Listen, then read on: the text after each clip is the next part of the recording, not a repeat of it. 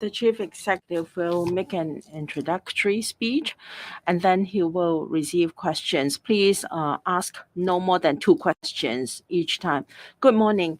Yesterday, I announced to you that the Central People's Government, in accordance with the national security law, issued me with a formal letter requesting a report. Yesterday afternoon, I submitted a report to the Central People's Government, and I also made a press conference, and then the Central People's Government supported my move. And then the Department of Justice will ask for a stay in the hearing of Lai Chi-ying's case. I believe the Central People's Government will attach importance to issues I mentioned in my formal report requesting an interpretation of the national security law. I'm sure the Central People's Government will give regard to that and deal with it expeditiously. Now the floor is open. Please, a show of hands if you wish to ask questions. No more than 2 questions each time, and use our microphone and introduce your media outlets, please. The lady in front on the right. I'm from Phoenix TV. A question for the chief executive.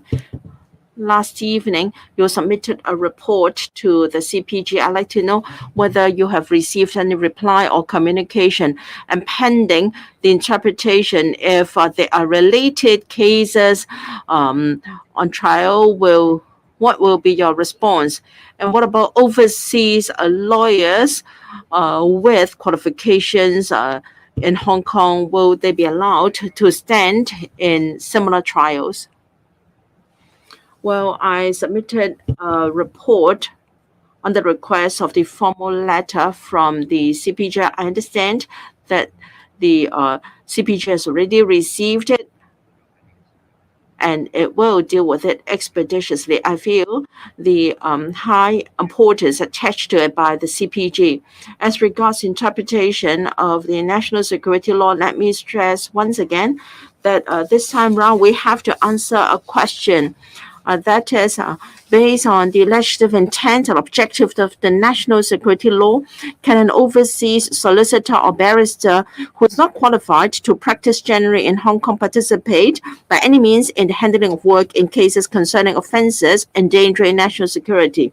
First of all, Timothy Irwin, KC, applied to be Lai Chi-ying's legal representative. This is the first of its kind in national security laws, so we do not have any precedent. Now, the request for an interpretation is only about overseas solicitors or barristers who is not qualified to practice generally in Hong Kong. Now, if we talk about someone who is an overseas solicitor or barrister who is qualified to practice generally in Hong Kong, that is, an overseas solicitor or barrister who is qualified to practice generally in Hong Kong can, of course, participate in such cases. I made it very clear yesterday. We mainly target at overseas solicitors or barristers who is not qualified to practice generally in Hong Kong. The definition is crystal clear, and people who fall outside the definition will not be affected. Next question, the gentleman on the left in the front row. Questions from the South China Morning Post. The first question is whether this interpretation of the national security law and the resulting adjournment of Jimmy Lyle's trial is unfair to him, as the defendant has expectations that the trial will begin on Thursday, and he has been arrested for 2 years. Will there also be an extra NPCSC meeting to deal with this issue soon, since the next session will be in December? And the second question is, which article of the national security law is the government asking Beijing to interpret? Does this essentially amount to adding a new article to the national security law or amending the law? Thank you.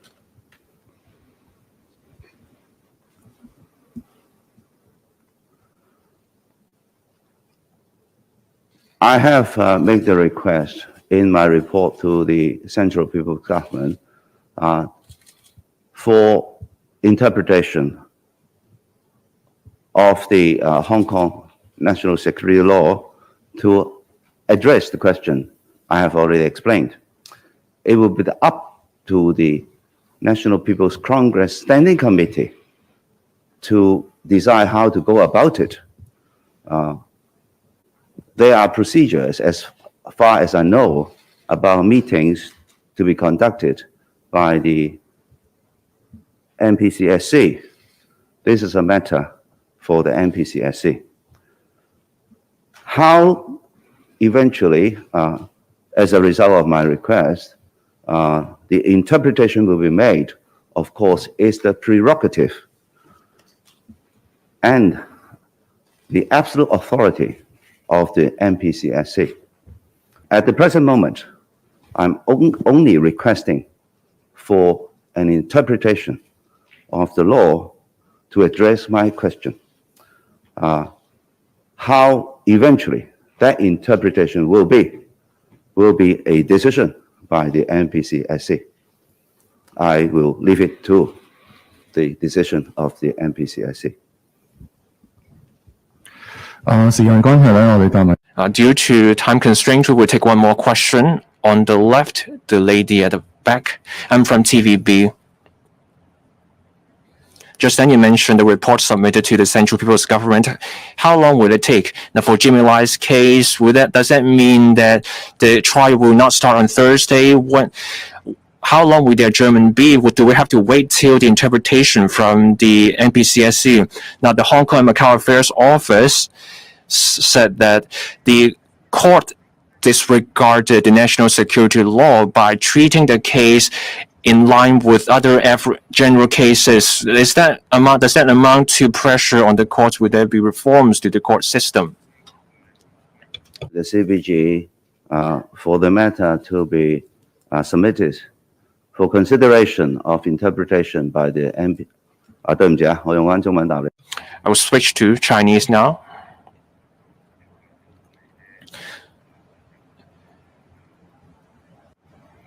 I'm just too used to answering questions in English a moment ago.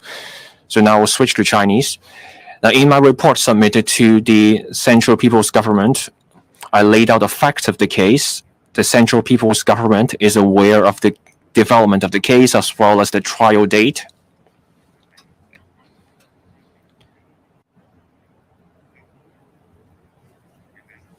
The CPG has indicated receipt of my report.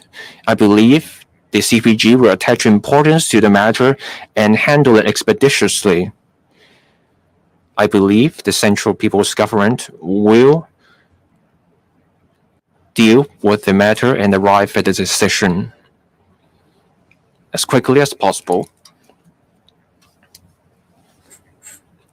The Department of Justice will apply to adjourn the case. This matter has been handed to the DOJ to follow up.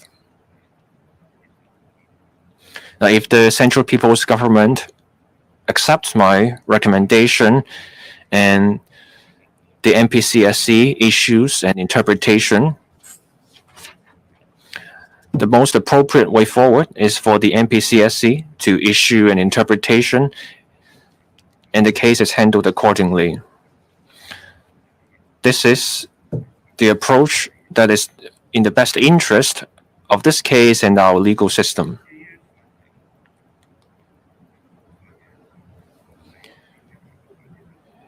For Hong Kong's court, whichever level it is, the courts handle cases, they deal with the grounds for appeal and evidence.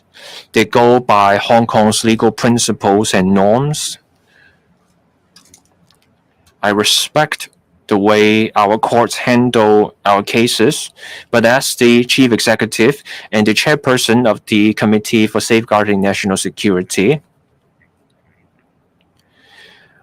I have to consider our constitutional role in safeguarding national security and the importance of the matter at hand. I look at our systems under the prevailing institutions, we're looking at a matter that has ramifications over the long term for our system. If my recommendation is accepted by the central authorities and the NPCSE issues an interpretation that will clarify matters in the long term, that will consolidate our work in safeguarding national security.